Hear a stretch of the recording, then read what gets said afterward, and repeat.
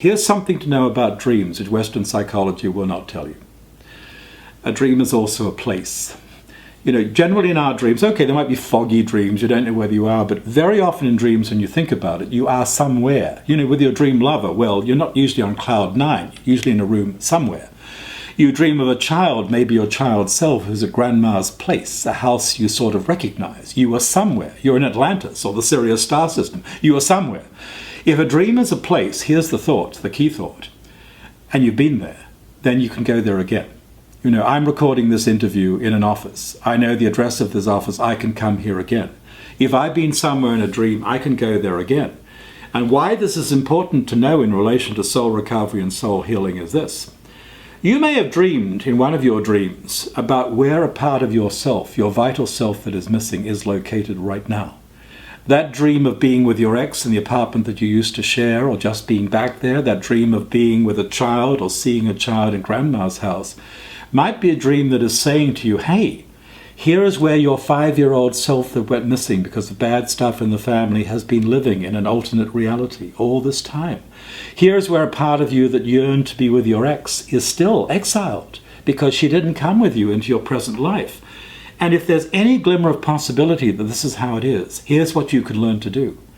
You can learn to go back into the dream that is the place. Go back to that place that was the dream with the intention of accomplishing something, finishing something, finding something, bringing something back, maybe of your vital self. And I want to tell you a story about this from my practice, from one of my workshops, to show how it works. This is the kind of thing that this book is all about. It's the kind of thing you can do for yourself. It's the kind of thing you can do for others. The kind of thing you can do with friends in a group. So a woman comes to one of my workshops in New York City with a dream. In her dream, she's back in elementary school. The building is a bit different because it has different levels, which is interesting. On the roof of the building, there's a bunch of children having a lot of fun. There's joy, there's energy, there's animation, and she likes that. There's a little girl, a fair-haired girl in a red coat, and she's really drawn to the little girl in the red coat.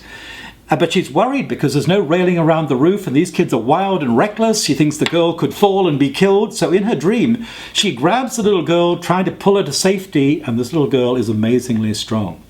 She pulls the dreamer off the roof, and the dreamer's screaming because they're going to die. But the little girl is like Wonder Woman. She can fly.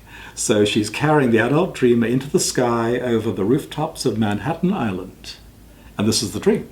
Well, you could analyze that dream, and that might be a waste of time because you might lose the energy. We're interested in doing far more than interpretation or analysis. We're interested in bringing energy, soul, vitality out of the dream space into the body.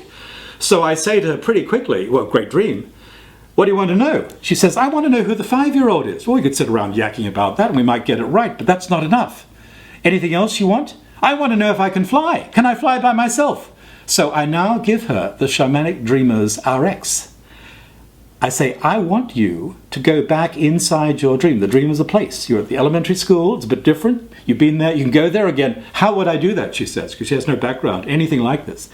And I held up a drum, a simple single-headed shaman's frame drum that I use. I say, I'm going to use this piece of GWIS technology. I'm going to bang on this drum, and the drum is going to help you go back inside your dream and find out who the 5-year-old is and find out if you can fly. Are you willing to try that? Yes, she's a bit mystified, but she's, ready to give it a go. I say, wait a minute, we'll all be bored to death with watching you lying on the floor while I'm beating the drum. Can we all come with you? How would that work? Well, I'm going to bang the drum. I'm going to suggest that everybody, with your permission, can come on a group excursion with you and just back you up and be your family. Okay, that's cool. We can try that.